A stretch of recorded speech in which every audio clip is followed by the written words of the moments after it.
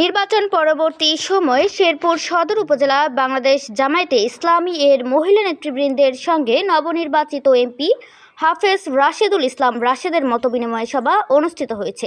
শনিবার 14 ফেব্রুয়ারি দুপুরে নওহাটা আলিয়া মাদ্রাসা মাঠে সভা অনুষ্ঠিত হয়। সভায় সভাপতিত্ব করেন সদর উপজেলা জামায়াতের ভারপ্রাপ্ত আমির মাওলানা নূরে আলম সিদ্দিকী। প্রধান অতিথি হিসেবে বক্তব্য রাখেন শেরপুর 1 সদর আসনের জামায়াতে ইসলামী সমর্থিত 11 দলীয় জোটের এমপি হাফেজ রাশেদুল ইসলাম রাশেদ।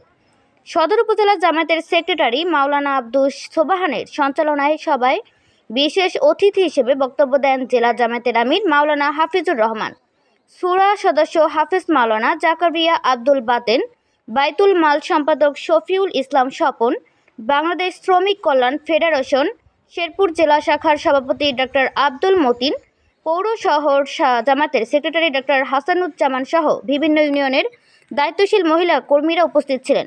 সবাই নেতৃবৃন্দ আগামী দিনের সাংগঠনিক কার্যক্রম জোরদার ও এলাকার উন্নয়নমূলক কর্মকাণ্ডে ঐক্যবদ্ধভাবে কাজ করার প্রত্যয় ব্যক্ত করেন।